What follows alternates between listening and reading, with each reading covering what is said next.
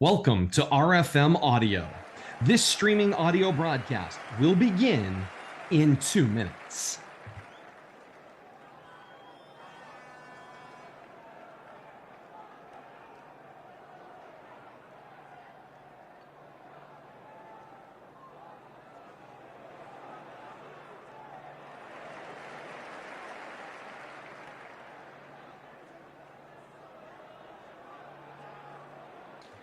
You are listening to RFM Audio on YouTube, Facebook Live, and Twitch. This broadcast will begin in 90 seconds.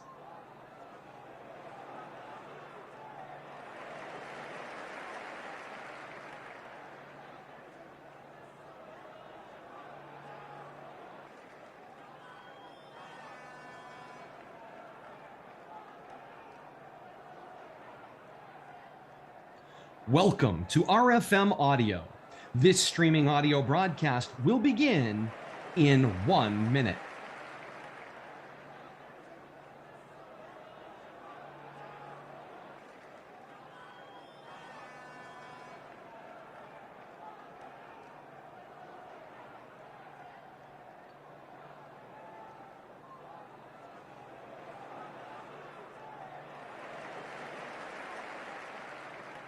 You are listening to RFM Audio on YouTube, Facebook Live, and Twitch.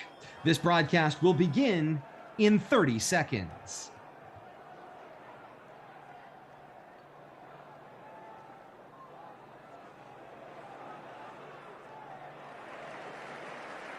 Welcome to RFM Audio. This streaming audio broadcast will begin in 10 seconds.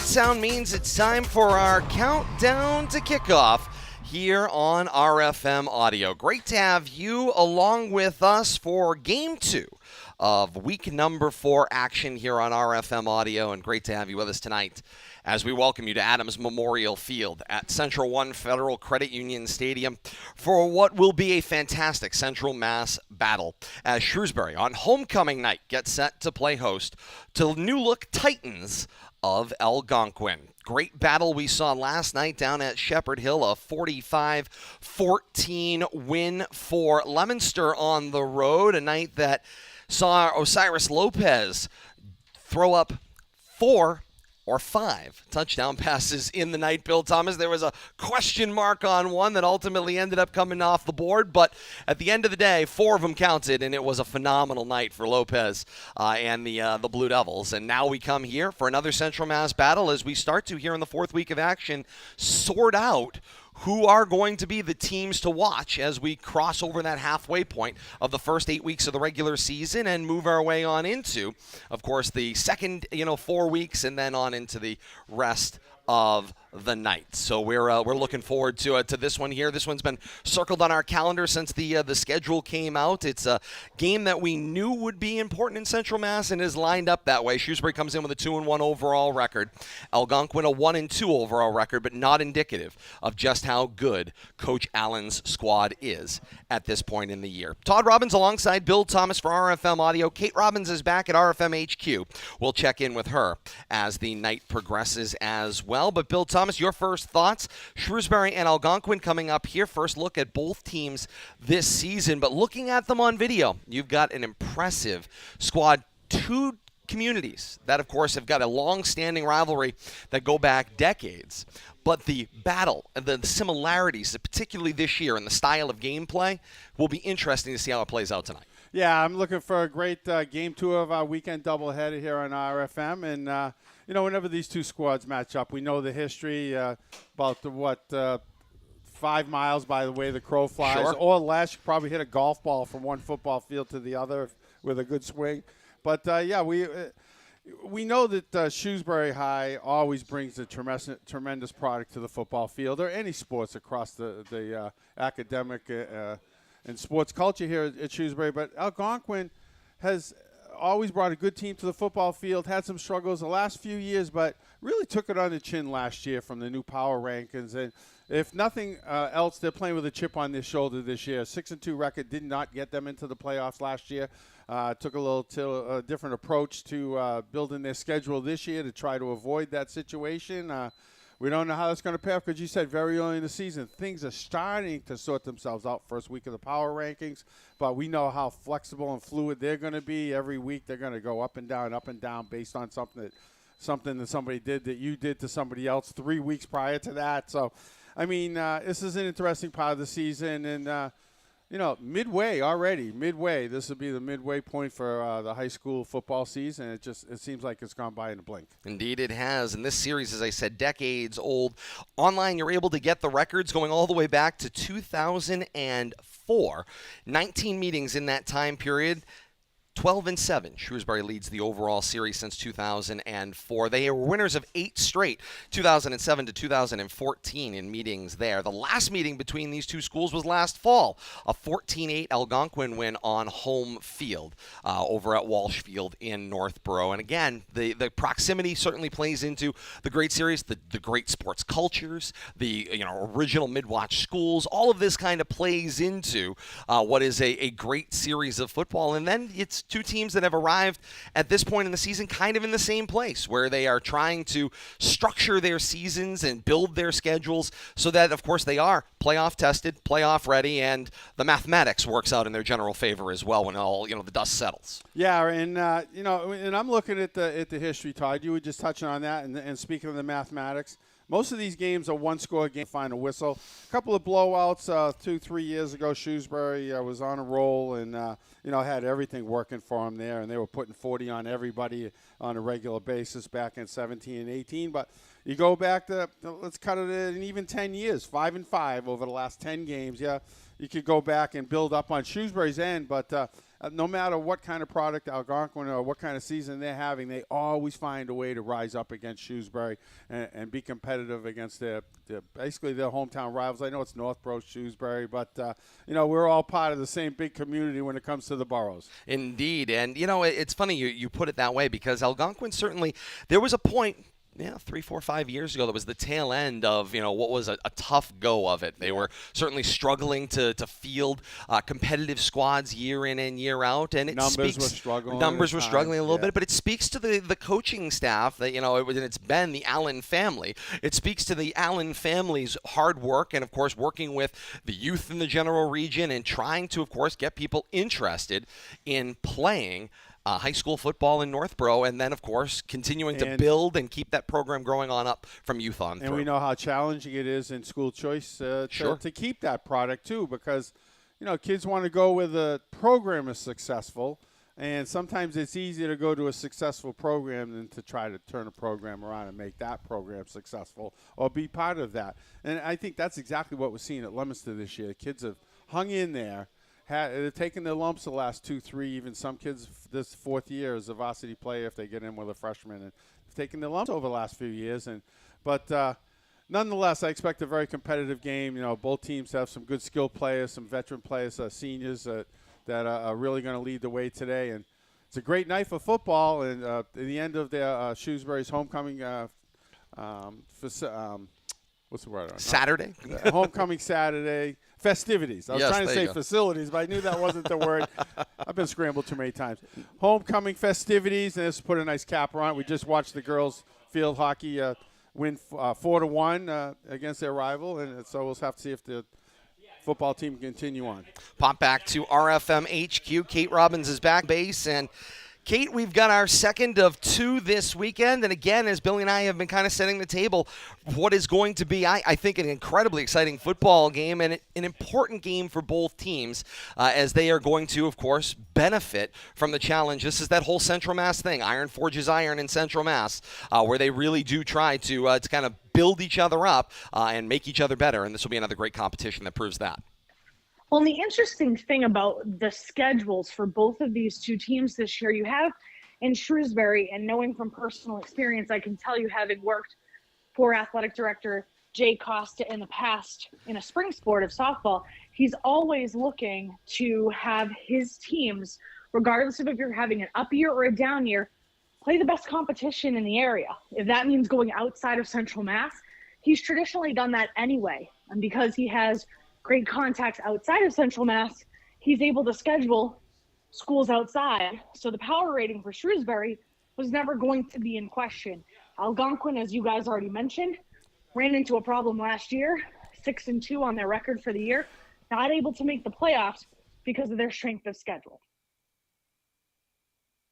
No question, Kate, and I think that certainly speaks to it. And you look at Shrewsbury's schedule, I was saying to Bill Thomas before we came on the air, when you look at this kind of way of framing and building a schedule that other schools are starting to catch on to, Shrewsbury has been the leader in that, and that's why they have these cultivated relationships. And you can see it with, of course, Andover in Week 1, a game that they lost 34-6. St. John's, of course, is the crosstown rival. It was an 18-15 Shrewsbury win, but then on the road at Acton-Boxborough last week, a 34-6 victory. Later on, they, of course, have Walpole. Well, they're going to take a trip down to Walpole, and then Grafton later on in the schedule as well. And that goes to, again, the philosophy that you're referring to with Athletic Director Jay Costa, finding the best competition, regardless of division, find those playoff teams, find those Super Bowl teams, and continue to build a rivalry over time.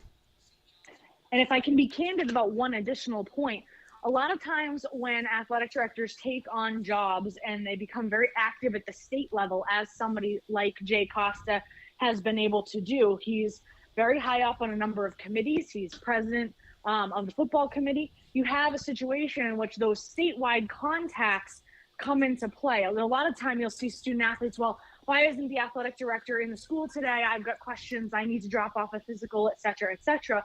But the situation becomes, because of Jay Costa's contacts east toward Boston, that's exactly why he's able to make connections with these teams that other schools in Central Mass simply aren't able to do, because their networking ability outside of Central Mass isn't as well honed or as highly tuned as Jay's is, because he's at such a high level at the state level. And so when people question, what's going on with the athletic director? Why aren't they in school today? Why are they at a meeting at Franklin? This is why, because Jay Costa and the Shrewsbury Colonials always have a leg up on scheduling, simply because of the work that he puts in Franklin.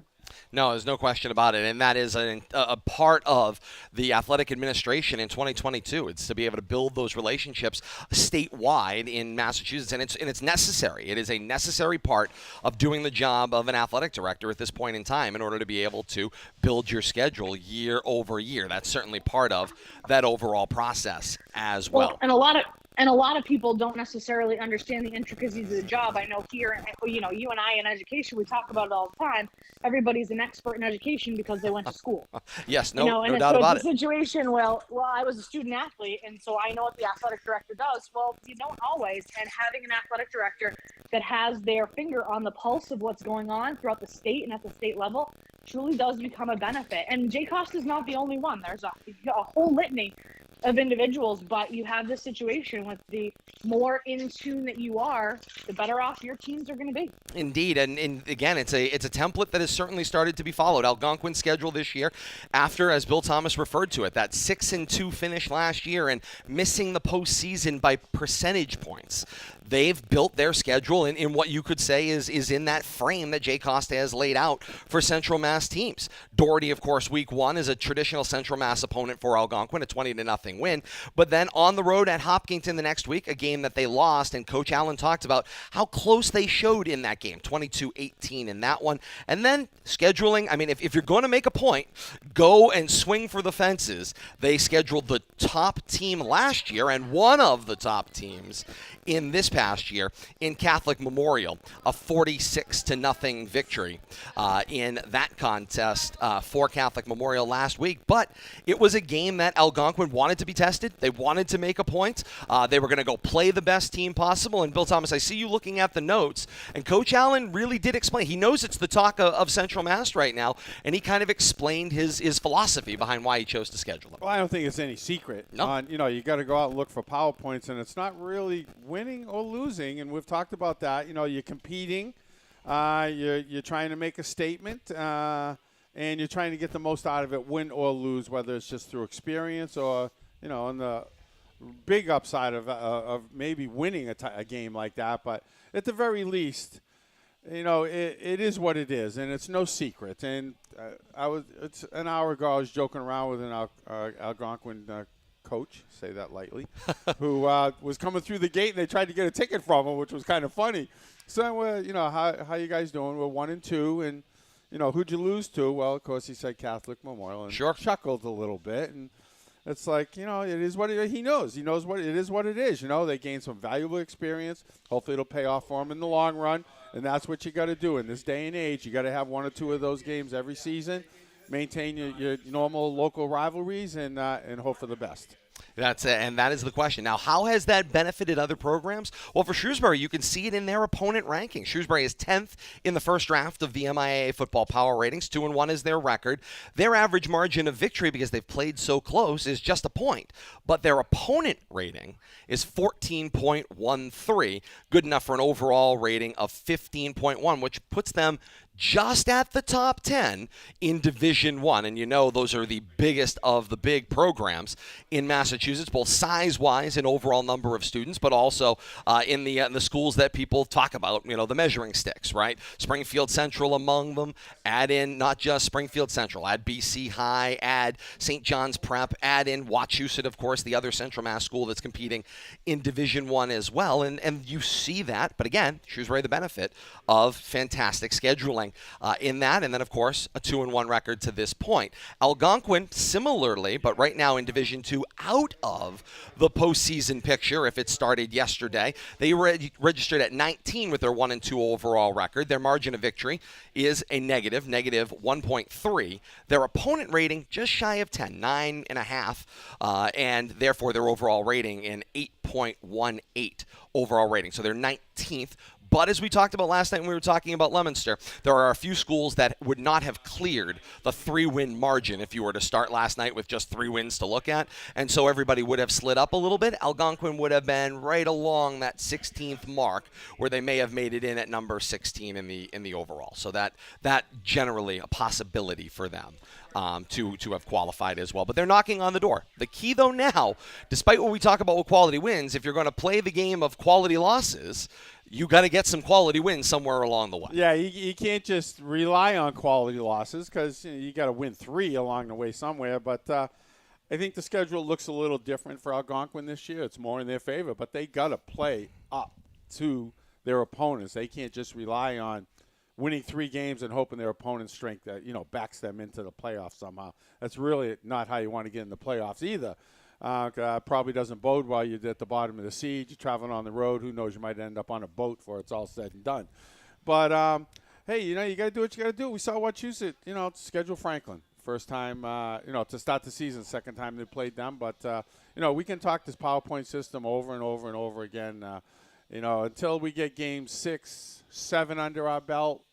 Kind of really get a good handle who's, in or out come game 8 on whether they win or lose, and how that's going to, make or break this season. But for Algonquin, there's plenty of points, on the table going forward. But get winning, and they got to get winning soon so they can take maximum advantage of any points that are offered out there from their opponents. Indeed they do, and that's certainly part of it. Rundown for the rest of our countdown to kickoff, getting closer and closer to this 6 o'clock Saturday night kickoff for Algonquin and Shrewsbury. We'll have the live play-by-play for you here on YouTube, Facebook Live, and Twitch. As we get closer and closer to that, we've got your marquee matchup. We also have a trip around the region. Kate will catch you up on all the scores from last night and then get you on the early afternoon window, some of the scores that have already gone final on this Saturday night. This will be one of the last games played in Week 4 action. We'll also go inside the headset with both coaches' keys to the game. We'll meet the starting lineups for both schools, and then we'll be underway with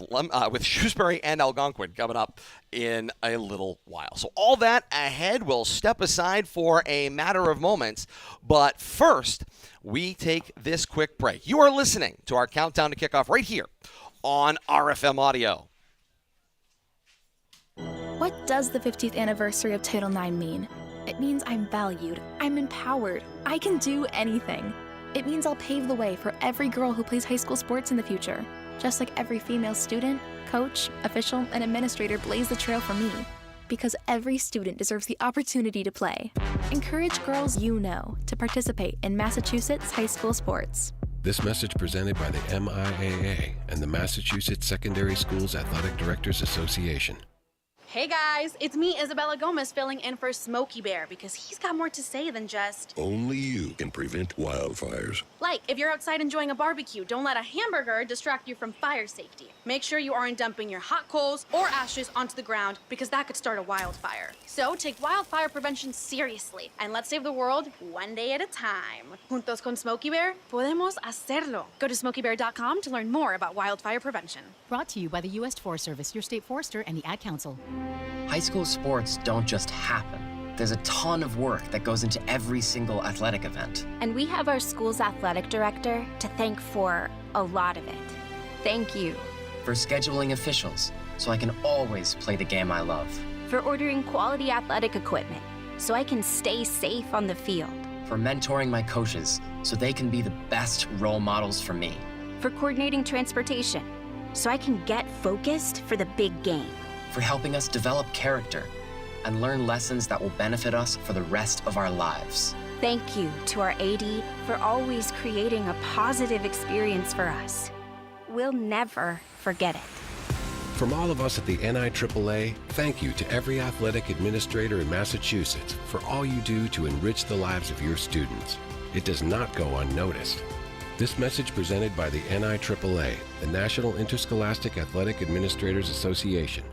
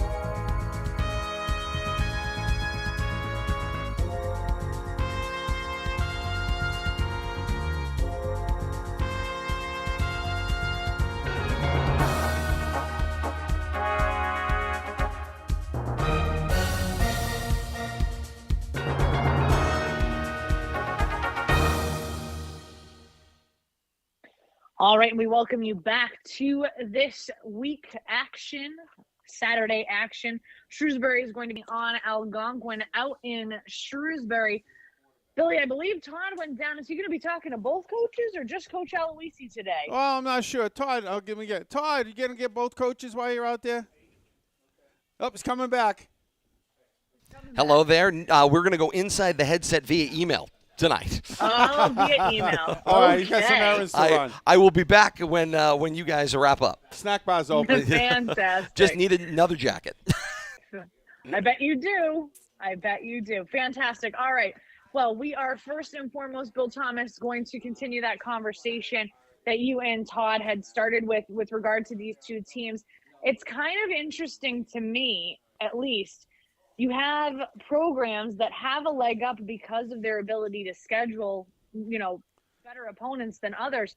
But if you have a situation like Algonquin finds itself in, they were able to get that big game last week against Catholic Memorial, but it actually is at Catholic Memorial's to their detriment to have scheduled them. If you took a look at the power rankings for Division I, if you take a look, or pardon me, for Division II, if you take a look at Catholic Memorial, their opponent rating is actually quite a bit lower than those teams around them. So if you're in an upper division, does it actually behoove you to even glance out at Central Mass and take on some of these Central Mass teams? Well, you make a great point there, Kate. And, the Algonquin coach made a point to let everybody know that it's the only public school that Catholic Memorial is scheduled in playing Algonquin. So they kind of knew the pitfalls of getting out of their normal scheduling routine. But you're right. I'm looking at the power rankings right now, and top 4 teams, they're 3. The other 3 teams around them, 1, 2, and 4, all have 13.4 or more power ranking opponents, and Catholic Memorial's only got 8.1. The math works out at the end. They're still in the top half of the bracket, but you wonder if they'll look at that and maybe think twice about bringing somebody in from the outside that might not be that strong, but you look at it as a record builder, but if it's going to be detrimental to your overall positioning when it comes playoff time, you might want to reconsider doing those kinds of things in the future. It's been well documented how much it can help Algonquin in the long run, but if it's only beneficial to one school, how long do you continue that? Well, and that's kind of the interest, this thing where, as you talked about, these schools are having to schedule nearly a year in advance, and it truly has become essentially like an auction.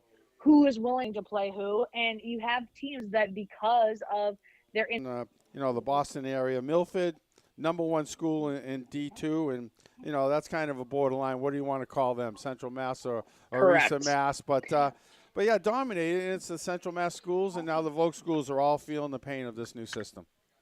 It's quite interesting. It's a situation that is going to be discussed throughout because Central and Western Mass teams find themselves on the outs, but it's always been contended and contested by those Eastern Mass schools that the best teams are primarily in Eastern Mass, and they were finding themselves on the outside looking in repeatedly, and these Central Mass and Western Mass teams were able to get into the playoffs, and now, there's maybe 1 or 2 representatives in the top 15 coming from Central or Western Mass, but, you could make a case that truly the best teams are making it into the top. So it's a very... Yeah, and quickly looking over at D1, pretty much the same thing. Yeah, you got some West out there, Springfield, Central, and, some of those other schools. But once again, dominated by the Eastern Mass schools. You get your Franklin in there. You got your Shrewsbury at number 10 really stands out. The only Central Mass school in the top 16. Correct, and they're having a stellar year this year. So... we'll shift gears now. We'll go into that marquee matchup because I know that we've only got about 15 minutes until kick. So we have 2 teams with a platoon of offensive rushing capabilities. Both Shrewsbury and Algonquin see their offensive strength in keeping the opposing defense guessing. Shrewsbury's runners specialize in finesse, while Algonquin prefers downhill power running. Both are anchored by big, experienced offensive lines. And in Todd's estimation, the last one to score, he thinks, is going to win this one. What are your thoughts on that, Bill Thomas? Yeah, well, I saw that in Todd's notes, and interestingly enough, I was looking at some of the scores over the last 10 games. They've split 5-5, and other than a couple of blowouts on Shrewsbury's side, I think in 17 and 18, where they were scoring 40 on everybody, this has been a 1 score, or a 1 plus, a 2-point conversion, or a field goal, right down to the final whistle. So expecting nothing less. These teams, no matter what their skill level is at their competitive positions year in and year out, they always find a way to bring their best to this game. It's pretty much a hometown rivalry. The Northboroughs, the Boroughs, and the Burries, the Shrewsburys. A lot of these, they could even be related for the most part. You probably hit a golf ball, like I said, from one football field to the other. But always Correct. Great competition when these 2 schools match up. No, you're absolutely right about that. It's one of those situations where we hear so very often about, Shrewsbury going up against St. John's because it's a cross-town rivalry. But you have the Algonquin School District, as you said, you can essentially throw a rock and you can hit Northborough, Southborough. And so it does become kind of that secondary rivalry. It's kind of the miniature rivalry that you don't hear about all that often, because usually that Shrewsbury St. John's game becomes so extensively discussed throughout the year. So it becomes an interesting conversation. But as you said, this one generally comes down to a one-score game most of the time. Whomever is having a down year usually finds a way to pick up their game just enough to be able to make this one interesting. Yeah, I expect some of the seniors. I tell you, a lot of seniors on both sides of the ball. I'm looking at Kate, senior quarterback leadership, both offenses, running backs, both teams are stacked. So, I think we might see 3 yards in a cloud of dust, but it's a matter of who probably converts most on third down tonight and ball control. And like Todd was saying in his pregame notes, and I'm sure the coaches will tell you that, possibly who possesses the ball last, scores last, is going to be the team that wins the game tonight. And I think as well, one of the things that we have to also consider is the team that makes the fewest amount of mistakes, because when you have primarily rushing offenses for both sides, unless you're able to force fumbles or force, turnovers on downs, you're not looking at the ball being aired out and there being a lot of area for them to make mistakes on one side or the other. So it's going to be very interesting to see how these two coaching staffs try to navigate their way through this one. Yeah, it'll really come down, and I know you'll be focusing on this too, and I'll be talking about it as much as I can. I'll be trying to focus on calls and numbers, what goes on in the trenches. I think that's where that game's going to be won and lost, especially when you got two games that are going to appear to want to concentrate on running games, even though one's more of a power running game and the other one's more of a finesse. It's really going to come down to who lays the block on their defensive opponent, facing them at the line of scrimmage. And it could be breaking some long ones, or we could be looking at 3 yards in a cloud of dust. But I think we're going to see a lot of the ground game, a lot of clock. I think clock's going to keep moving tonight. Could be a fast-moving game. Possessions could be limited. So, once again, turnovers, like you mentioned, Kate, could be very important when it comes to the number of possessions you might get on offense. You are absolutely right about that. All right, let's shift gears now as kickoff looks to be just 13 minutes away if they start this one on time. So let's take a look at last night's final scores. Fitchburg took on St. John's of Shrewsbury. They were not able to take on that juggernaut. St. John's a winner, 37-0, the final last night in Shrewsbury for St. John's. Neshoba and Malden Catholic went to overtime. Neshoba squeaks out a victory, 15-7 in overtime, the final there, Neshoba over Malden Catholic. Assabet Valley, a victor over the Nipmuc Warriors, 32-14, the final out in Marlborough at Assabet Valley. Oxford beats Abbey Kelly 53-16, your final there. Bay Path, a victor over Monty Tech last night, 43-36, the final in that one. St. Bernard's with a big victory last night, 44-14 over Leicester in that one. Worcester South, 57-0 victory last night over Narragansett. Tantascwa, a victor last night, 14-12 over Doherty. Quabog beats Worcester North 36-6 last night as well. Then we had Wachusett continuing to steamroll teams. Their defense has been giving up very few points, 49-12. Wachusett over Acton Boxborough, the final last night out in Holden. I do believe that Wachusett will end up having to start to go on the road here. I believe all 4 of their opening games were all out in Holden. So it'll be interesting to see how they fare on the road for the vast majority of the rest of the season. Last night, Grafton, a victor over Marlborough, 13-7, a close one there as well. Oakmont picks up the victory over Latin Academy, 29-6, the final there. Hudson beats Maynard last night, 21-7. West Boylston, a victor over Clinton, 42-7 in that one. Lunenburg beats Littleton, 44-8, your final in that one. Murdoch beat Quabbin last night, 33-18, your final there. Billy and Todd and I took care of Leominster and Shepherd Hill last night, so listeners and viewers were able to watch and listen to that one. But Leominster, a victor over Shepherd Hill, 45-14, your final out in Dudley as well. Now for the Saturday slate, Valley Tech beats Worcester Tech earlier this afternoon, 21-6 is the final there. St. Paul and Sutton, not a lot of defense being played in this one. Sutton squeaks out a victory, 36-30, your final, Sutton over St. Paul. Out at O'Connell Field in Worcester, Southbridge beats Burncoat 34-12, your final there. Algonquin and Shrewsbury has a 6 o'clock kick tonight. That's where Todd, Billy, and I are right now. And then we have a 7 p.m. kick tonight, Air Shirley taking on Gardner. And then the only other score that we want to make sure that we mention, we don't have a final score, but we do know Peabody last night was a victor over Marblehead. The reason that we talk about that one, that will be Leominster's Week 5 opponent.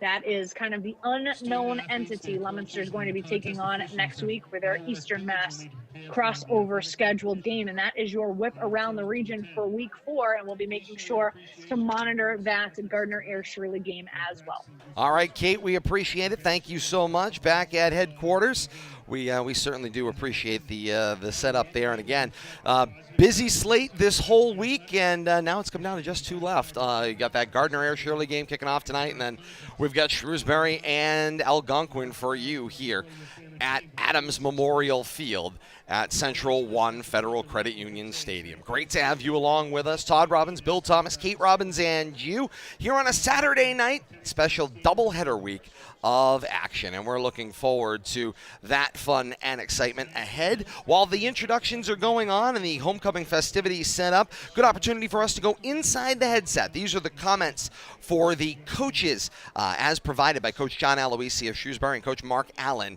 from Algonquin. Let's take a look at what they have to say. We'll start with the visitors first. Here's what Coach Mark Allen said inside the headset. His keys to victory tonight against Shrewsbury. Number 1, he says, minimize mistakes and execute in all 3 phases of the game. Turnovers and not capitalizing on opponents' turnovers have hurt us the last few weeks. Then, he says, 2, we have to play physically, and again, in all 3 phases of the football game. Shrewsbury is a tough physical opponent, and we have to match that. They're 3-0 for a reason, and we have to be prepared to play to their level. 3, this is Coach Mark Allen of Algonquin. Most for us is that we have to have a great week of practice. The team is chomping at the bit after the last few weeks, and I'm confident they'll work hard at practice this week. And his last key to victory tonight, they start league play with this game tonight, and then they have a tough 5-game stretch here at the beginning of league play, and they have to take it 1 week at a time and play to the best of our abilities. That is the keys to victory by Coach Mark Allen from Algonquin. On the other side of the football, Coach John Aloisi of Shrewsbury says, in a much simpler term, Bill and I were talking about this, talk about boiling the game down to its simplest crux, but if they can execute, that ends up being it. This is what Coach Aloisi said is his keys to victory tonight. He says of his team, they are young players in key skill positions are gaining valuable experience each week. They've improved each week, and they want to continue that trend with their matchup against Algonquin tonight. So he's boiled down their keys to the game to 4 very simple points. Run the ball well, stop the run on defense, limit their penalties, which he says has been a challenge, and then win the turnover differential, win that turnover battle. Those are the key points that Coach Aloisi is looking for in action tonight. And Billy, we were saying it before we went on. I mean, it's about as simple the game down to, but when you've got a young squad, their roles, and are hitting the meat, the tough, challenging part of their schedule, there's no question about it. Boil it down to the simple things. Do the simple things well, win football games. Well, you're right, and if you're going to be primarily a rushing or running team, you got to take care of the football, plain and simple.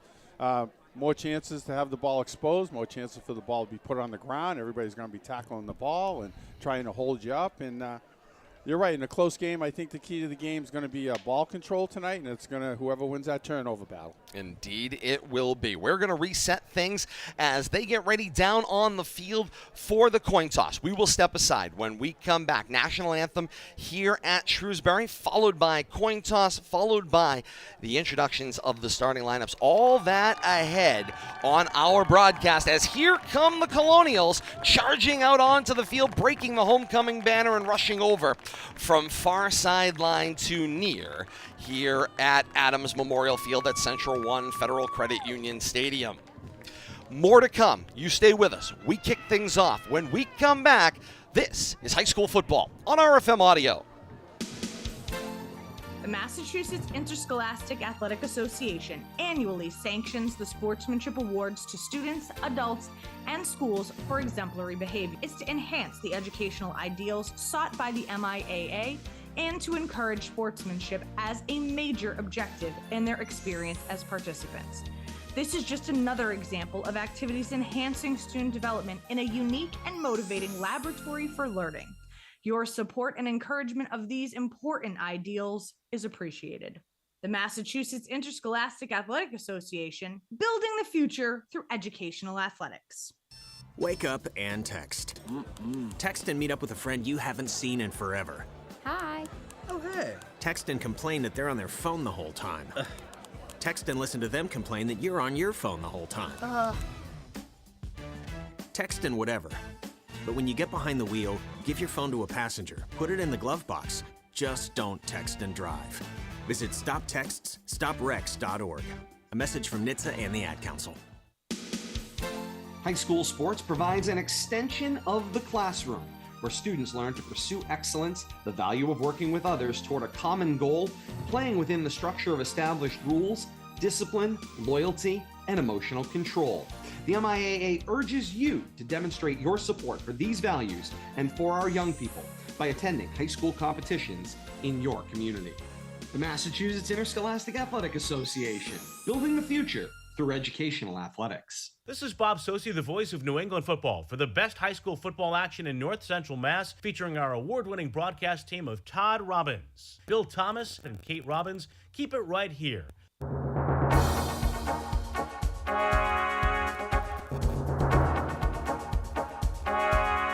And with that, we welcome you back to the campus of Shrewsbury High School, Adams Memorial Field at Central One Federal Credit Union Stadium. Captains have met with the officials at midfield. Todd Robbins alongside Bill Thomas, Kate Robbins back at RFM HQ. And great to have you with us on this Saturday night, second game of our doubleheader weekend. Shrewsbury playing host to Algonquin, kicking off Central Mass high school football action. We've got a dandy for you as we have counted you down to kickoff, getting closer and closer to the national anthem. But before we get it, Bill Thomas, quickly, the coin toss. Shrewsbury won the coin toss. It deferred to the second half. They're going to be defending the goal to our right. Algonquin will be receiving the opening kickoff, going left to right. And thank you, Bill Thomas. And with that, we will join the public address system, and we will join the Shrewsbury Colonial Chamber Choir singing tonight's national anthem.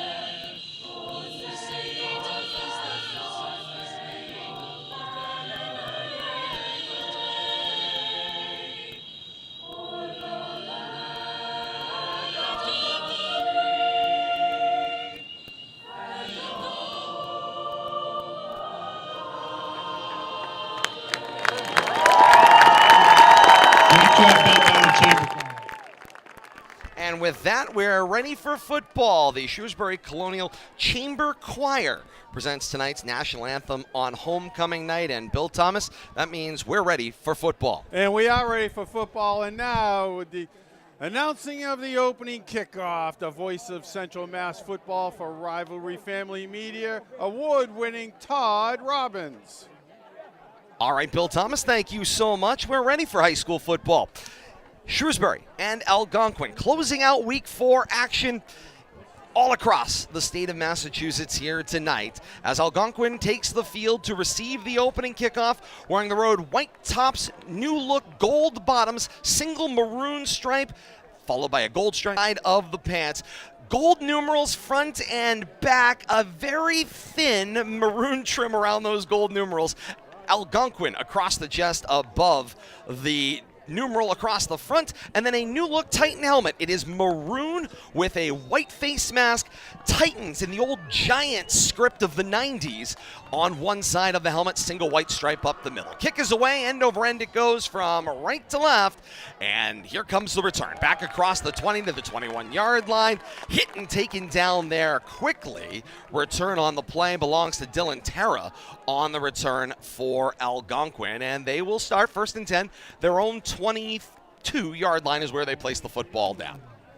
Well, Todd, good luck on calling out players. We're going to try to help you out on the pre-snap here and watch who's running on and off the field, but Algonquin's got some challenging I told you it is that gold against white. It is light on light. But here's the snap. The quarterback, Matt Uzar, with the handoff for Chris Adrianson, working that running back wide receiver role. He'll move around the formation.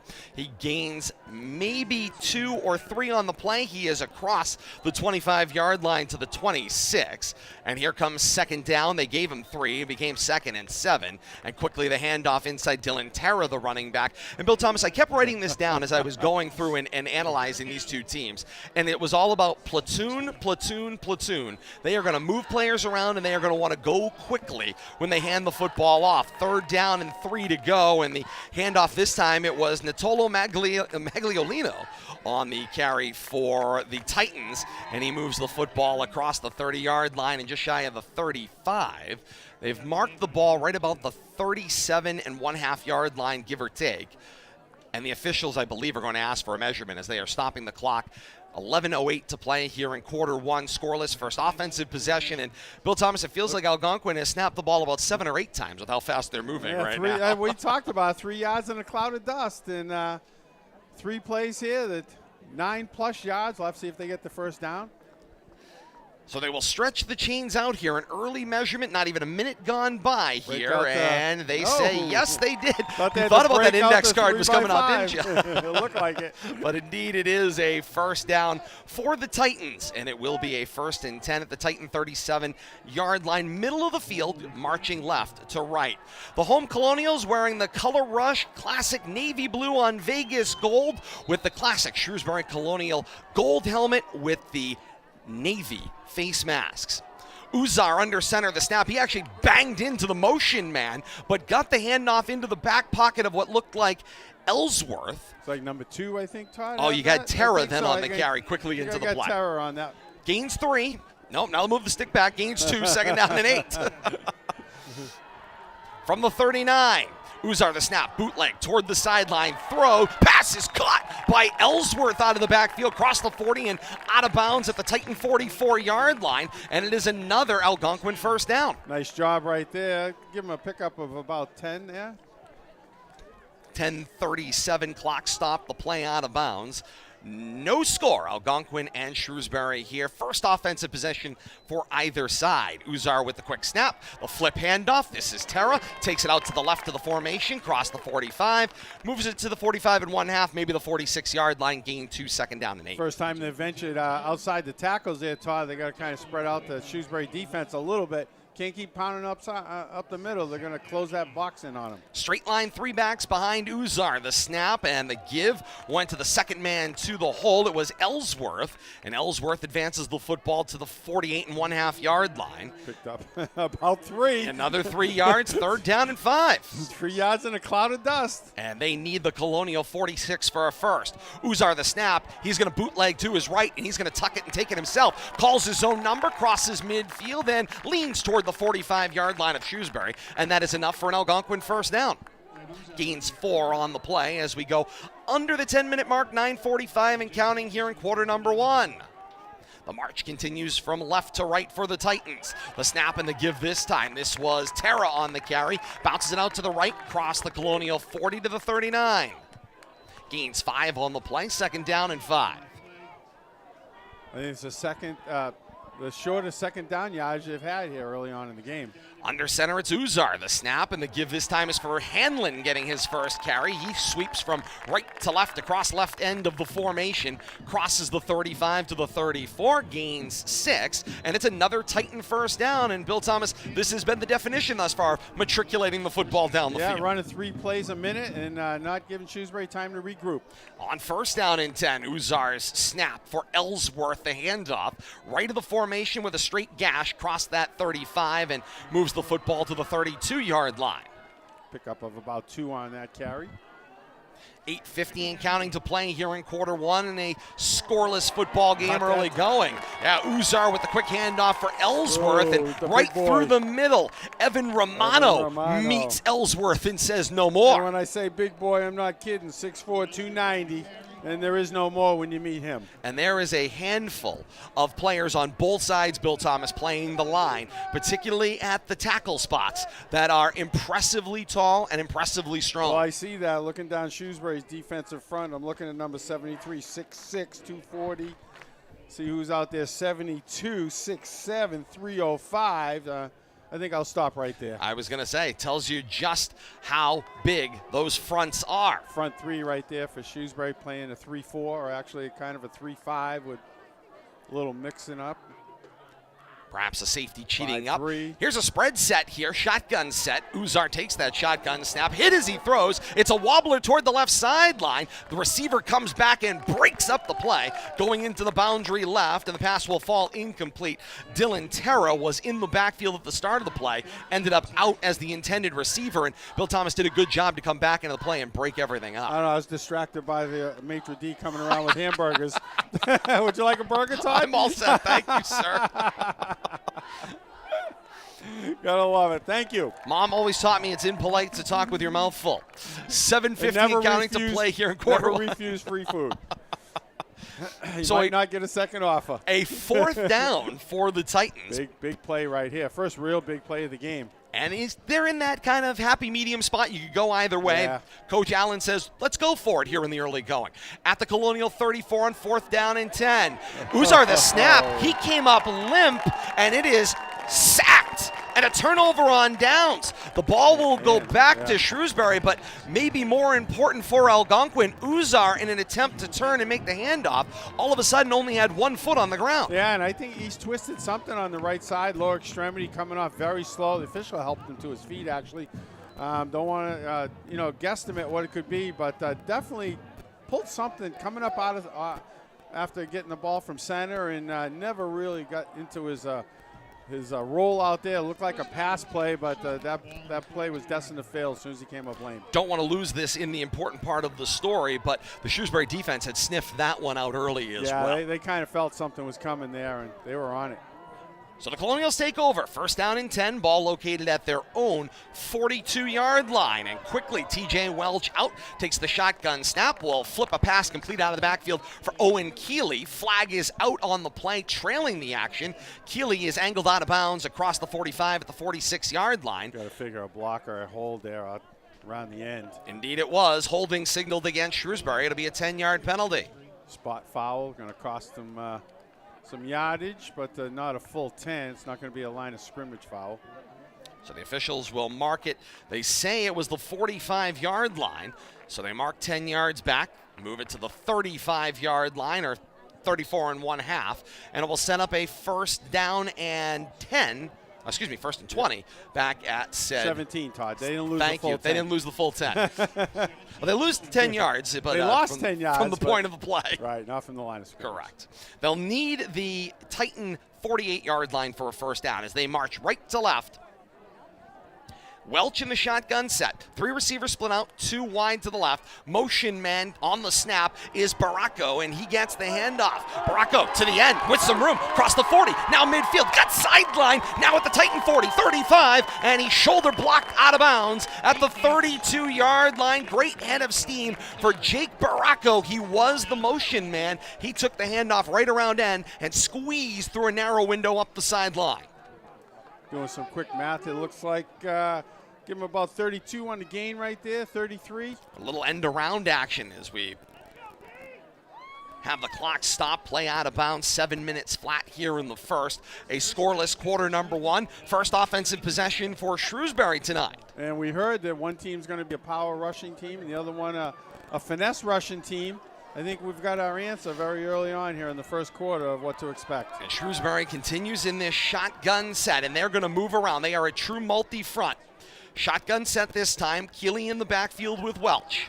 3 receivers spread out, 2 to the wide side right. Welch will call his own number straight up the A gap, follow the center Ellis. He crosses the 30, the 25, and is taken down at the 24-yard line. Gains 9 with the spaced Welch, and he'll have second down and short. Yeah, nice job. Burst right up the middle, following the center and tackle, and good yardage. I was talking a little bit about the platoons, Bill Thomas, and it's the sheer number of weapons. It's the number of backs that they can have that they can then turn into receivers on both sides of the field. And then Shrewsbury adds something that right now, of course, with Uzar down, you have to put into question for Algonquin, and that is Welch is a mobile quarterback. Yeah, and he's already showing it right there. And, you know, they've worked both sides of the offense already and up the middle. So going to keep Algonquin guessing here all game long. Empty set here with Welch in the backfield, takes the shotgun snap, got a block straight through the middle of the field, crossed the 25, 20-15, and stood up at the 14-yard line. It is enough for a Colonial first down on a gain of 10. 6 minutes and counting to play here in the first quarter. Shrewsbury driving right to left definitively here. Shrewsbury doing a good job spreading out that Algonquin defense with that spread offense, but running it right up the middle, you know, limited the number of attackers there that can converge as a defender. And Coach John Aloisi has shown some of that spread offense, but this more the conventional that you'll see when you look at this team. Straight 3-line back set, Welch up under center. The snap, first man to the hole gets the carry. He gets swallowed up, crossing the 15 and nosing the ball to the 12. I think it was Agallo, number 20. 20, yep, Ryan Agallo. Yep. They give him a gain of 2, second down and 8. And now Welch looks toward the sideline. Shrewsbury taking their time, as opposed to what we saw at Algonquin, the 3 plays a minute and 5 minutes of ball possession. Unfortunately, they came up empty. 5 minutes and counting to play here in quarter number 1. On a crisp fall Saturday, back to the spread formation. Shotgun set for Welch, Keeley in the backfield, 3 receivers spread, 2 to the short left. Welch takes the snap, takes it himself off the right of the formation, was dancing a little bit as he got to the right end, moves the football from the 12 to the 10. They're actually going to give him an advance across the 10 to the 9-yard line. So give him a couple more, and it'll be a 3rd down and 5 to go. Shrewsbury can get a first down right around the 5-yard line or just across the 5-yard line of Algonquin, and then 5 more yards to 6 points. Shrewsbury taking their time here, being very deliberate. 4:14 and counting to play here in the first.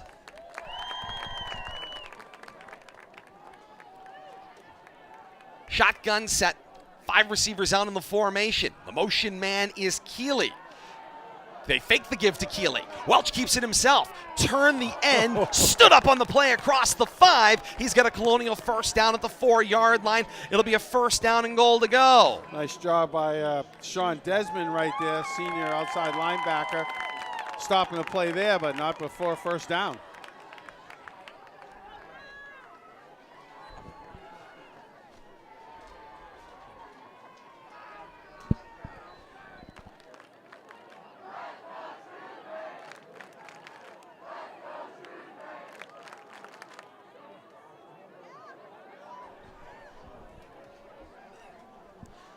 .330 and counting to play here in quarter 1. It's a first down and goal to go. Ball at the 4-yard line. Right to left continues the march. It's an empty set backfield. 3 receivers in the formation. Agallo comes in motion from left to right. Fake the give to Agallo. Welch keeps it himself. Pinballs his way to the end zone and in for a Colonial touchdown. A 5-yard touchdown run for Welch. And a drive capped off by a huge defensive stand in their own end of the field. Take it systematically down with a combination of run, both spread and in their normal runs up under center, and into the end zone for a Shrewsbury touchdown. 3:11 to play here in the first. It's Shrewsbury 6 and Algonquin nothing. Nice job by TJ there, just taking charge there of that offensive series, doing most of the yeoman's work on his own, but very productive coming down the field. Colonials will go for 2. They've been going for 2 more often than not. We alluded to this last night during our coverage. And Coach John Aloisi plays the numbers. Up under center, it's Welch going for 2. Drops back to pass on 2 steps, flips back line of the end zone. It is long and incomplete. Jason Nickerson was the intended receiver on the back line. Good heads-up defense, but Bill Thomas' defense never really looked back for the football. Got lucky that he didn't get flagged on that one. Surprising that Shrewsbury, calls that the first pass play, that type of pass after, Welch being so successful running the ball down the field. But, it is what it is, but they come up short right there. Kate Robbins is back at RFM HQ. Kate, you've got the Shrewsbury scoring drive. I certainly do. That 4-yard touchdown rush by TJ Welch caps off a 7-play drive covering 58 yards. And that one started with 7 minutes and 30 seconds remaining in the first quarter. Shrewsbury right now up 6. All right, Kate, thank you so much. 3:11 to play here in the first quarter. 6-0 Shrewsbury with the lead. Ball on the tee, 40-yard line at our right.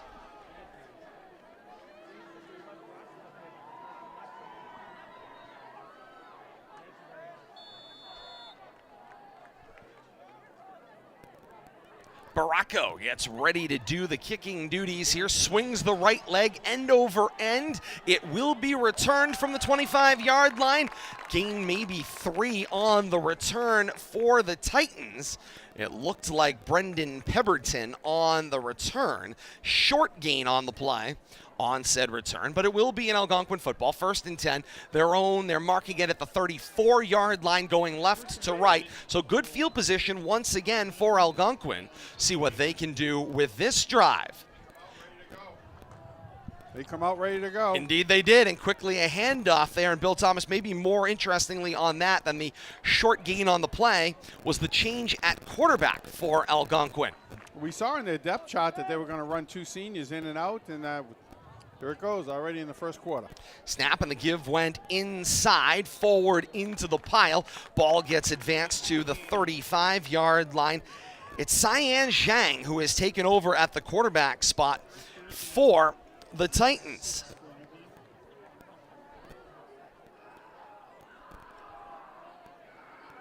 Check it, Mahoney, Will Mahoney at the quarterback spot. Looks like 16 tall. Yeah, the snap under center and the flip went to Terra. Terra bounces it out to the right of the formation. He's in the neighborhood of a Titan first down, short of the 40 at the 39-yard line.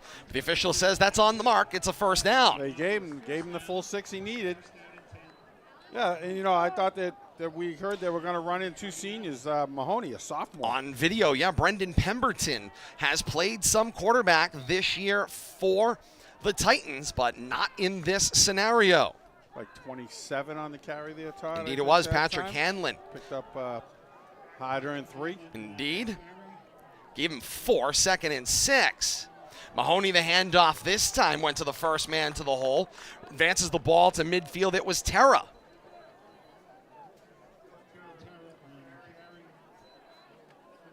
Picked up another 3 right there. 90, once again, 3 yards. I was going to say. Dust, Todd. 97 seconds here left in the first, and the quick handoff this time for Hanlon. And Hanlon in the grasp of the defense up front. No gain on the play at best. Cooper Ackerman on the stop right there for no gain, maybe even a loss of 1. Going for it on 4th down, Todd. Indeed, on their half of midfield, and gets the Colonials to break the neutral zone. That 5 yards should advance the football across midfield for the first down. Yes, the officials getting together on this offside call. Offside is the signal. Free first down. And so now, by Federation rule, they have to mark it off. It is not a first down presumed. They have to mark it off, put the ball down, make sure, yes, it is. It moves the ball across midfield to the 48. It is a first down for Algonquin, and Coach John Aloisi wants to talk it over. He'll stop the clock. 1:12 to play here in the first quarter. 6-0 Shrewsbury's lead, and he wants to talk things over here. Maybe Bill Thomas about gumming up the works a little bit. Well, maybe change things up a little. They're playing great on defense. They had Algonquin right where they wanted them there, and a 3rd and a long 4. But Caden's got them and gave him Algonquin a free first down. I'm sure they're just going to talk about staying home and being patient. They're playing great defense, but it's those little mistakes that are going to change the momentum. A free first down there, a missed opportunity on a ball on the ground, little things like that. He talked about 3 or 4 plays last week, really made a difference in the game. Both teams will tell you that week in and week out, but that could be one right there. Indeed it could be. 1:12 to play here in the first quarter. 6-0 Shrewsbury's lead, and the Titans get themselves a first down with a little bit of a hard count, getting the Colonials to jump. And so the drive continues for Algonquin on a 4th down, now a 1st down and 10 at the Shrewsbury 48-yard line right hash. Double wing formation here. Whistle to begin play. Mahoney was under the left guard. He dances over, now gets under the center, got the handoff in the back pocket of the running back, who then got clotheslined down on the play as he crossed the line of scrimmage to gain a hard-earned 1 yard. It was Patrick Hanlon on the carry. Yeah, that was a little messy. Quarterback lost track of who to line up behind. Mahoney with the handoff this time. Get it in the belly of Terra, and Terra finds room off the right of the formation. 45, go 40, and down at the 39-yard line. Pick up about 9 on that carry. It'll be 3rd down and about a yard to go as Mahoney looks toward Coach Allen on the sideline, hands in the air. Look at your wrist, kid. Yeah, Coach Allen says, check the Rolex. He's got the answer. Now the give. It's for Ellsworth. On 3rd down, he got slowed, but it took a cleanup tackle. The ball advances to about the 38-yard line, which should be right on the mark for a 1st down. Once again, it looked like Cooper Ackerman jumping the play there on the outside, turning that back up, but good second effort right there. Might have got the Titans 1st down. And the officials want to take a look at it, so it'll stop the clock. 12 seconds left here in the 1st quarter. 6-0 Shrewsbury's lead, and we will see if this Algonquin drive continues. So they run the chains in from far sideline to near. Here on top of the campus,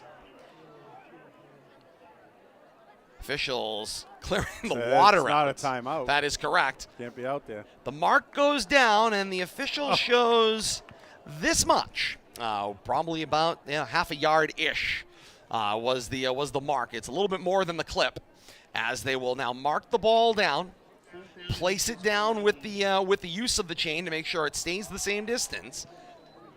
And so the nose of the football is about halfway up the hash mark of the 38-yard line. They need to bring it all the way to the other side of the 38 for the 1st down is what it appears. So on 4th down and short, the Titans have decided they'll figure out what they're going to do in quarter number 2. They're going to let the final 12 seconds come off the clock. Fast-moving 1st quarter of action high on the hill here at the campus of Shrewsbury High School on homecoming night here in Week 4 action. Shrewsbury's got a 6-0 lead over Algonquin through 1 quarter of play. And Bill Thomas, we expected it. A tight battle that was going to be possession to possession. Right now, Shrewsbury made their possession count. They've touched it once, they've scored once. Yeah, and everything on the ground except I think for that 1 and 2 point attempt. I can't recall another pass play prior to that. Keeps the clock moving, but I tell you, Algonquin's maximizing the play efforts. No huddle, entire 1st quarter, getting up there, ready to snap, but continues to be 3 yards in a cloud of dust, and Shrewsbury's made a couple of strong plays when they've needed to. Kate Robbins is back at RFM HQ. She's got your 1st quarter stats. Right now, if we take a look at Algonquin's side of the ball, their rushing attack is starting to fill up the play sheet, the stat sheet. Dylan Terra right now with 9 carries for 35 yards, 67 yards for Algonquin rushing thus far. Owen Ellsworth for the Titans does have 1 reception. Uzar right now 1 of 2 passing, and right now Algonquin's rushing attack getting a lot of 1st downs here in the early going. As we start the 2nd quarter, teams change ends. Algonquin goes right to left. Mahoney snap. The handoff went straight forward into the pile in the hands of Terra, and Terra looks like he got enough room and did move the football to the 37-yard line for an Algonquin 1st down. Kate, thank you so much for the stats there for quarter number 1. We'll get back to Kate in a little bit. Go ahead, Bill He Thomas. gets credit for a yard, but I'm not sure he made a full yard on that one. Got what he needed. That's the most important part. Ellsworth gets the 1st down handoff as things move quickly here. Don't try to multitask when you're watching this game you tonight. look away and you're going to miss 2 plays. 11 and a half and counting to play. Just 30 seconds gone by here in the 2nd quarter. Gain of 4 on the play for Ellsworth. It'll be 2nd down and 6.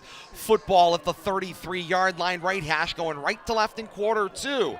Backhanded handoff was grabbed quickly. Terra got it from Mahoney, but then was hit immediately by the defense. And Terra looked at his backup quarterback and kind of was pointing, going, no, not there, was supposed to be here, and a little bit of confusion. Lucky didn't end up on the ground, and Cooper Ackerman quickly involved in that play on the defensive side. Mahoney, the sophomore quarterback, taking over for Matt Uzar, hurt on the last play of the first series for Algonquin.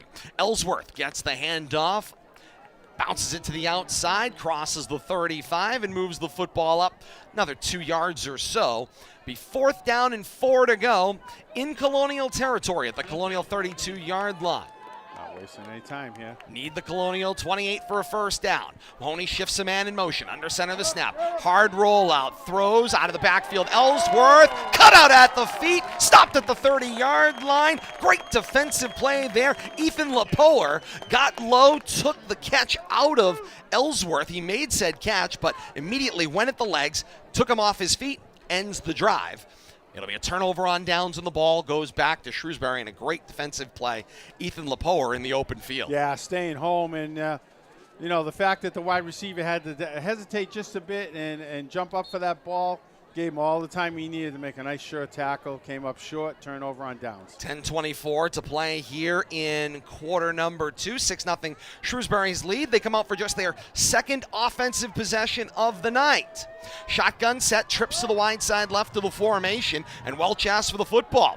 Gets the handoff. He goes left past the left tackle, crossing the 35-yard line and down around the 37-yard line. Gains 6, maybe 7 on the play. Second down, and we'll call it a short 4, and a nice run by Welch. Very contrasting offensive attacks right here. Algonquin just foot on the pedal, but everything up the middle, smash mouth football, but trying to wear down the Shrewsbury defense. Shrewsbury taking their time, very measured, running that spread from the spread formation, but keeping the ball on the ground themselves. As I promised you, two teams trying to do the same thing in different ways, and that's the interesting kind of contrast you see in these two teams. Man checks in motion, Welch the snap from under center, the give to the first back to the hole, cross the 40-yard line and down. Looked like the carry was 3. John Baldor out of the backfield, cross the 40 to the 42, and it's enough for a Colonial first down on a gain of 5. Good job right there. Difference is that Shrewsbury Colonials are moving the ball, 2 or 3 running plays, and not coming up with those 3rd and 4th down necessities. And I think that they're showing the more aggressiveness in their rushing attack, Todd, by attacking different points and being more successful at it. They are certainly limiting this football game, winding toward the 9-minute mark of the second quarter. Welch shotgun set.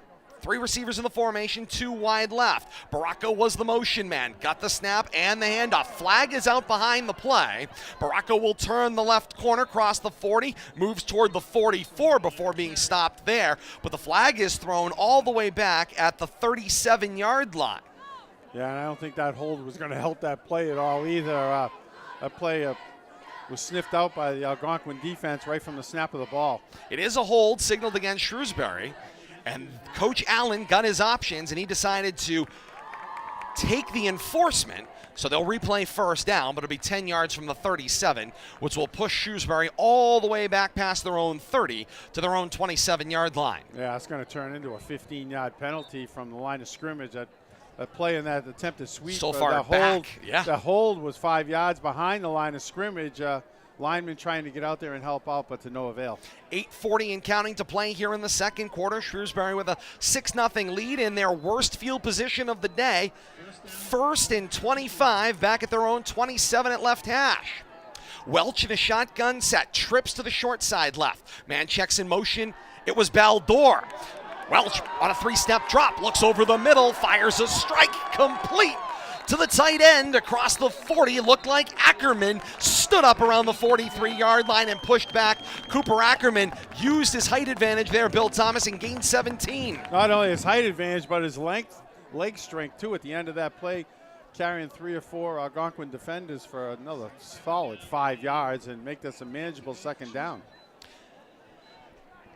So gaining back all of what was lost on the penalty plus a handful of positive yards. It'll be 2 positive yards, setting up a 2nd down and 8, but flips the field again. Brings Shrewsbury to their own 44-yard line, right hash going left to right. They need the 48-yard line of Algonquin for a reset of downs. Shotgun set for Welch, 3 receivers in the formation. Welch asks for the ball, faked the give to Keeley, kept it himself. He eludes 2 defenders out of the backfield. Welch still on his feet. He crossed midfield and moved the ball to the 49-yard line. The seemingly impossible. Welch had nowhere to go and instead turned nothing into a gain of 7. And he ran out of at least 3 tackles right there. Corralled at the line of scrimmage. Kept his feet moving, though, and somehow shed those tackles, turned that into a positive gain. 3rd and short right here, Todd. Comes a 3rd down and about 2. Yeah. They're marking the ball just across midfield. The back nose of the football touches the 50-yard line. But, yeah, nice job right there by Shrewsbury to get this a manageable situation after being 1st and 25. So it's a shotgun set for Welch. 2 receivers in the formation, a receiver on either side, and Keeley in the backfield. Welch takes the snap, immediately hit, still on his feet, battles his way forward, continues to drive his legs, finds some room up the A-gap, and advances the football to the Algonquin 45-yard line. And that was all determination for T.J. Welch. Yeah, Tyler Doherty had him by the ankles there, a couple yards short of that 1st down, but somehow wiggled out of it, kept his feet moving, and fought his way past that 1st down marker. And that was back-to-back plays for Welch. He basically absolutely determined he was not stopping this drive. Between that pass play and then using his legs to finish off those 8 yards the team needed, yeah, absolutely.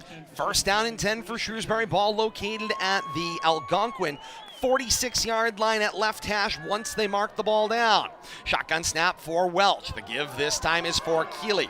Coming out of the backfield off the right side of the formation. 45, go 40, and moves the football to the 40-and-1/2-yard line. Gain 6, 2nd down and 4.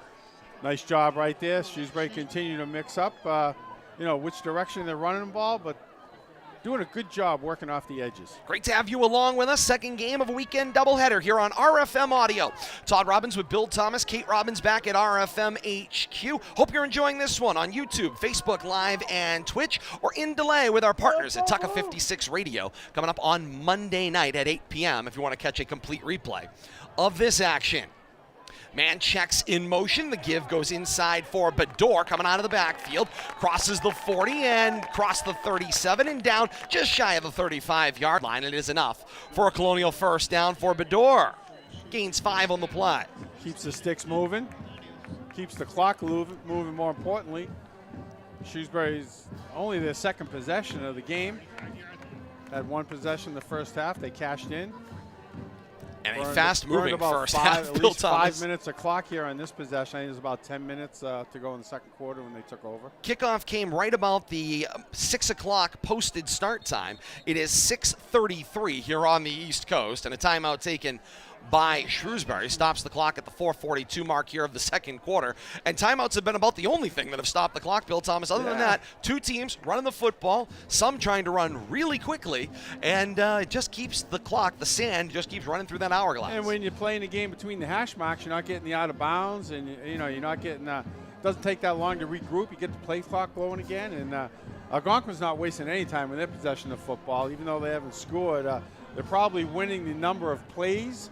Number of snaps, but snaps doesn't get you points, and they're going to have to find a way to get in scoring position here one way or the other. They can't just keep playing between the 30s. And of course, note Matt Uzar, their starting senior quarterback, out injured at the last play of the 1st series. No sign of his return. The sophomore Will Mahoney has taken over for Algonquin, but he certainly seems like he's learning on the fly. Colonial drive continues out of the timeout. 1st down and 10, their own 35-yard line, going left to right. It's a shotgun set for Welch. 3 receivers in the formation, 2 tight to the boundary right. Welch sets the line. Man checks in motion. It was Igallo. Back to pass Welch. 5 steps, looks to the boundary right, throws, and it is long and incomplete. The intended receiver was Baracco from this right side of the formation. Looked like there was a little indecision there on Welch's part. He had a couple of receivers over here in the area, one running a go pattern, another one doing a little turnout. little wide, tried to go back shoulder here on the sideline, couldn't quite get it towards the guy. Clock stops on the incompletion, 4:36 to play here in the second quarter. 6-0 Shrewsbury's lead, second down and 10. Ball at the 35-yard line of Algonquin going left to right. Empty set backfield, man checks in motion from right to left, and Welch takes the snap. Keeps it himself, races his way out to right edge, angled across the 30 to the 25, and taken down at the 24-yard line. Another great run for TJ Welch. Just short of a first down, so we can't give him a full 10, but they might look at this. Yeah, Call they marked for a measurement. He might. He finished across the 25 to the 24, like but the ball, they're saying, not quite touching. Finished back at the 24 and 1/2. Tough spot. They're gonna roll. Well, we're gonna give him 9. It's gonna be 3rd and short. Yep, 3rd and under a yard. They need the 25-yard line for the first down. So Welch calmly walks to the line. Straight line, 3 men in the backfield behind him. Sets his line down. And Welch asks for the football, follows the center, Jared Ellis over the middle, punches across the 25 and picks up 3 more for his efforts. It'll be a 1st and 10 for Shrewsbury at the Algonquin 22. And can I tell you, Todd, how much I love that play? First off, I love the fact Shrewsbury's run about 50% of their plays with the quarterback up under center. Gives you a lot more Bill options. Thomas pet peeve. I tell you, but in that situation, 3rd and short, when the quarterback's back 5 yards in a shotgun situation, and they only get 3 yards out of that, and ends up, losing 2 overall. Put the center, put the quarterback under. They only need 2 people knowing what's going on, the quarterback and the center.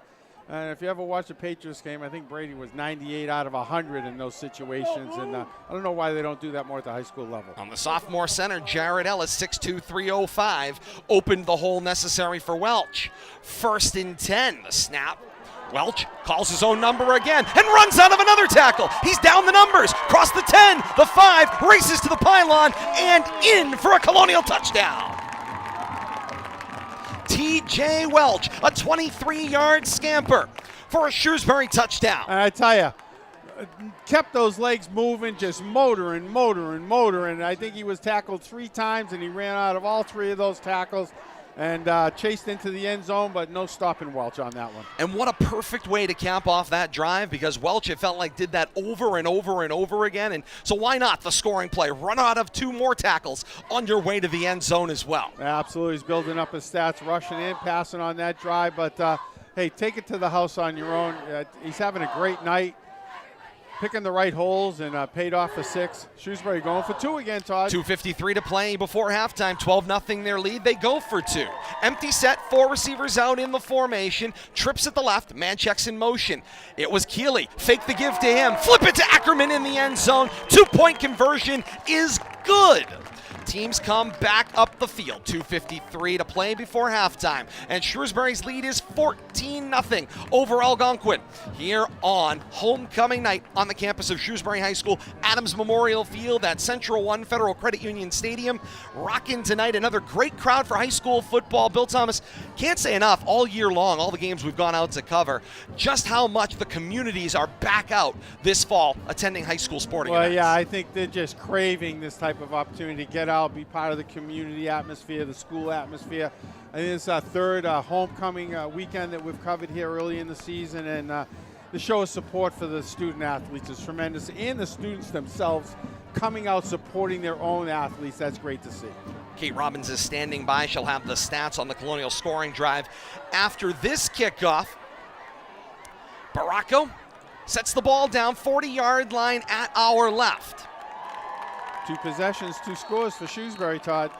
And a lot of time taken off the clock in the process. Baracco on the approach, swings the right leg, end over end. It is short. It will check up at the 31-yard line and almost turn into a brilliant onside kick. But a great play. Diving on that one, one of the up men. Yes, it was. I've got a 26. We'll go with Tom McGalley making the recovery for the Colonials, and we'll just attribute that to it being the uniforms that we're looking at. Kate Robbins got the stats on that Colonial scoring drive. Bill Thomas, you took the words right out of my mouth. 2 offensive drives for Shrewsbury, 2 touchdowns. That one capped off by the 23-yard touchdown rush by TJ Welch. He has both touchdowns for Shrewsbury. That drive, 12 plays long, covered 68 yards, and it took 6.5 minutes off the clock. Great job, Kate, as always. On first down and 10 from their own 32. The snap for Mahoney. The give bounce to the outside. It was Hanlon. Hanlon took it back across the 30 out of the backfield, gain 2. It'll be 2nd down and 8 as he moves the football just about to the 34-yard line. You know, we knew possessions are going to be at a premium tonight, Todd, but it looks like 3 possessions maximum for each team's right here. Algonquin possessing the ball for the 3rd time. I'm not sure Shrewsbury's going to get it back. They might, but you know, a half of football and three possessions each. And just about 40 minutes of actual time to contest this first half of action. On 2nd down and 8, Mahoney, the snap, hard roll out to the right, floats it into the 2nd level and missed his intended receiver by a couple of yards. It looked like Sean Desmond, the intended receiver. Yeah, I think 4 was that was 4, Todd, out there. Thank you, Bill Thomas. Natolo Magliolino. Yes. But just over his outstretched hands, and well-designed play right there, but found a seam, just couldn't get the ball to him. Brings up 3rd down and 8. Ball placed down back at the Algonquin 34-yard line at left hash. Mahoney comes from the long run on the far sideline to the near hash to bring the play into his huddle. You notice Algonquin slowed things down a little bit right here, gotten away from the no huddle with the backup quarterback in there. And I think it's fair to say Coach Allen wants to go fast, but he knows going fast only works if the play works. The snap, little touch handoff from Mahoney to Hanlon. Hanlon then takes it in stride, races around right end, crosses the 35 and is tripped up shy of the 40.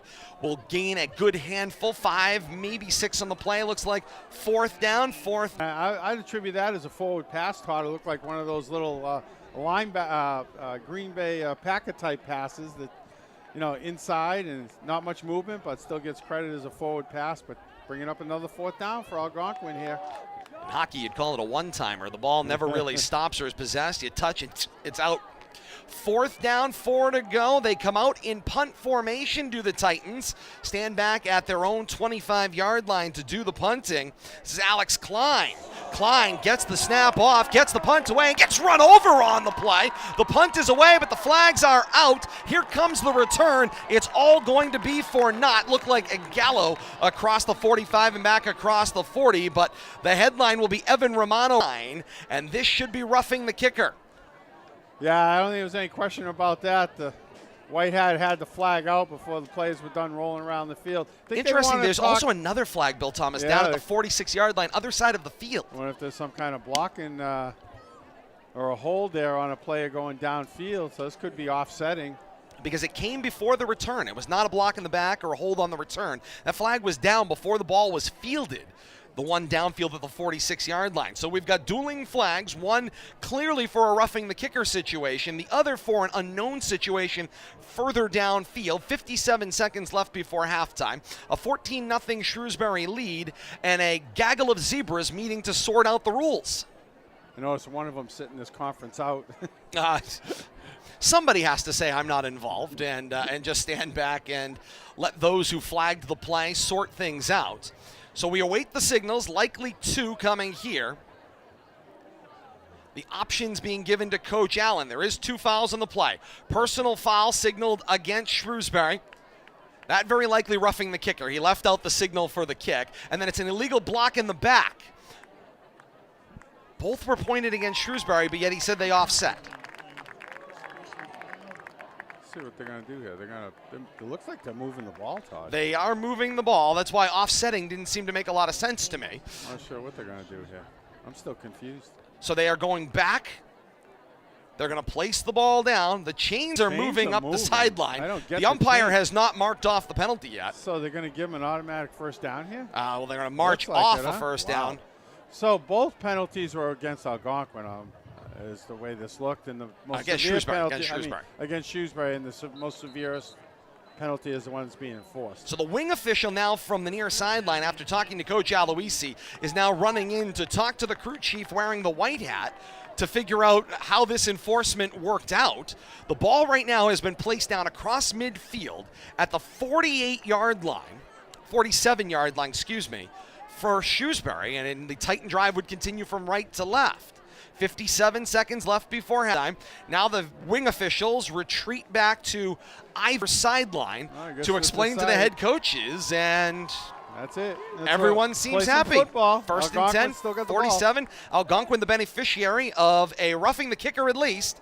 Mahomes, there was a second handoff coming back from right to left for Hanlon, and Hanlon got taken down back at the line of scrimmage. Hanlon's feet there, Todd, as he was trying to get around the end. And now Algonquin's coach, Mark Allen, will spend a timeout 41 seconds before halftime, chasing a 14-0.